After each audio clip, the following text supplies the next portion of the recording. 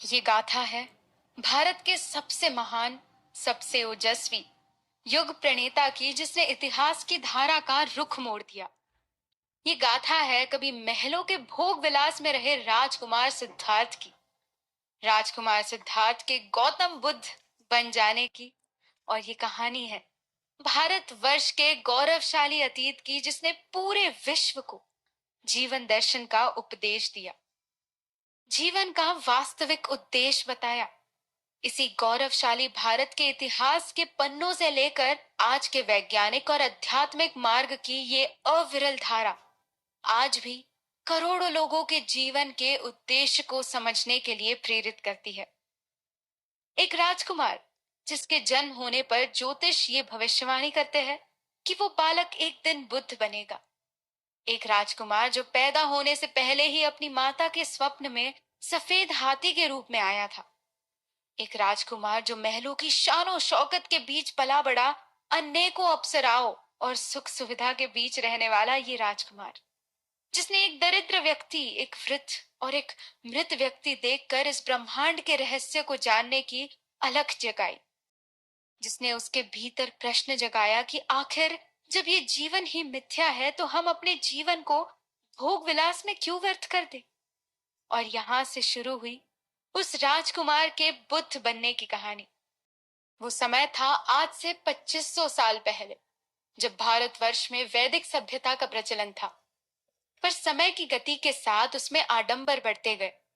ब्राह्मण समाज अपने को ज्ञान और शिक्षा के माध्यम के बजाय अपने कुल को सबसे उच्च मानने लगा था। उसके अनुसार जीवन मुक्ति के लिए दो ही मार्ग हो सकते थे, या तो खाना पीना सब छोड़कर व्यक्ति कठोर तप करे और जीवन से संन्यास ग्रहण कर ले, या फिर कर्म कांड के मार्ग से जीवन से मुक्ति पाकर स्वर्ग की ओर प्रस्थान करे, जिसे हम सीधी भाषा में अतिरेकों का समय कह सकते हैं, यानी हर व्यवस्था का एक्सट्रीम फॉर्म था।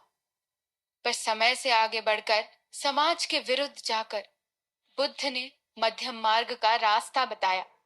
जिस प्रकार किसी वीणा के तारों को जोर से खींचने पर वो टूट जाते हैं और अगला ढीला छोड़ दे तो संगीत के स्वर नहीं निकल पाते। मधुर संगीत केवल तभी निकल पाता है जब तार की कसावट कहीं बीच में हो, ना ही बहुत ढीली हो और ना ही बहुत कसा हुआ। इसी प्रकार जीवन के लिए भी उन्होंने मध्यम मार्ग की बात कही। आज के बिहार के गया में स्थित पीपल के पेड़ के नीचे, जिसे संसार आज बोधि वृक्ष के नाम से जानता है, इसी पेड़ के नीचे सिद्धार्थ गौतम नाम का ये राजकुमार बुद्ध बना।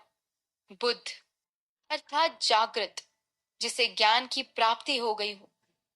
बुद्ध को इसी पीपल के पेड़ के नीचे सुबोधि प्राप्त हुई और यहां से बौद्ध धर्म की शुरुआत हुई। बुद्ध शब्द एक तरंग से, एक उपाधि से, जिसका अर्थ है वो जो जाग रहा है, यानी ऐसा व्यक्ति जो वास्तविकता के प्रति जागृत है, जो जीवन और मृत्यु के इस चक्र को जानता है और उसके मोह में नहीं पड़ता, जिसे सांसारिक माया के बंधनों से मुक्ति मिल गई हो, वो बुद्ध है।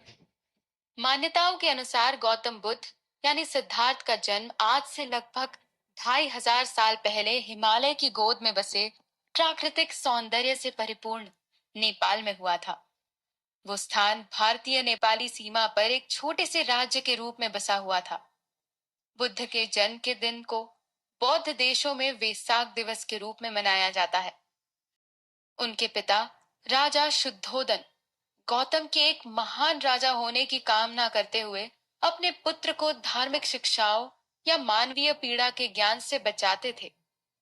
पर भाग्य का लिखा कौन बदल सकता है। जीवन के शुरुआती 29 वर्ष महलों के भोग विलास में बिताने के बाद एक दिन वे भ्रमण के लिए निकले।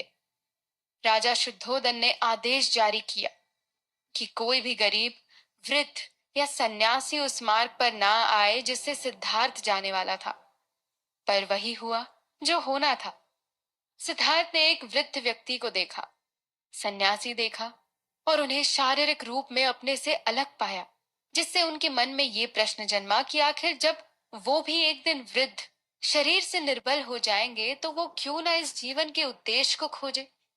यानी जब एक दिन सभी को वृद्ध और निर्बल हो जाना है तो उन्हें जीवन के उद्देश्य की खोज करनी चाहिए और सत्य को जानने का प्रयास करना चाहिए। और फिर 29 वर्ष की आयु में गौतम ने घर छोड़ दिया, तपस्या और आत्म अनुशासन की जीवन शैली को अपनाया। लगातार 49 दिनों के ध्यान के बाद गौतम ने बिहार के बोध गया गांव में एक पीपल के पेड़ के नीचे बोधि प्राप्त की, जिस वृक्ष को बोधि वृक्ष के नाम से जानते हैं। इसके बाद बुद्ध ने अपना पहला उपदेश उत्तर प्रदेश के बनारस शहर के पास सारनाथ गांव में दिया था। इस घटना को धर्म चक्र प्रवर्तन के रूप में जाना जाता है। बुद्ध जीवन भर मध्यम मार्ग के संदेश को लोगों को देते रहे और उनके व्याख्यानों में बड़ी भीड़ जुटी रहती थी और अंततः 80 वर्ष की आयु में उन्होंने अपनी देह का त्याग कर दिया। ये समय 483 ईसा पूर्व का था और उनके देहांत का स्थान उत्तर प्रदेश के कुशीनगर नामक स्थान था। इस घटना को महापरिनिर्वाण के नाम से जाना जाता है। आज पूरे विश्व का चौथा सबसे बड़ा धर्म बौद्ध धर्म है, जिसके 52 करोड़ से अधिक अनुयायी है। ये सभी गौतम बुद्ध की शिक्षाओं के अनुसार अपना जीवन बिताते हैं। इसमें भी 2 प्रकार के अनुयायी है। पहले अनुयायी थेरवाद को मानने वाले हैं, जो सबसे पुरानी मान्यता पर आधारित है, और दूसरे महायान बुद्धिज्म को मानने वाले हैं, जो मुख्य तौर से भारत में रहते हैं, जिसमें बुद्ध की अर्ली टीचिंग्स के साथ ही वर्तमान में वज्रयान यानी कि तंत्र विद्या को भी बुद्धिज्म का हिस्सा माना गया है। बुद्ध के सभी अनुयायी जीवन के 4 सत्यों के आधार पर दुख से मुक्ति प्राप्त करने को ही जीवन का उद्देश्य मानते हैं, जिससे अंत में उनको निर्वाण की प्राप्ति हो। ये कहानियां सुनने में तो अच्छी लगती है, पर जब बात आती है इनको जीवन में धारण करने की, तब ये उतनी ही कठिन और असामान्य लगने लगती है। समाज से हटकर अकेले रहना किसी भी व्यक्ति के लिए आसान नहीं होता, और फिर समाज की धारा को मोड़ देना मानो युगों में ही एक बार होता है। जो ऐसा करते हैं उन्हें युग प्रणेता कहा जाता है। बुद्ध के जीवन की घटनाओं को विस्तार से जानने के लिए सुनिए अगला एपिसोड।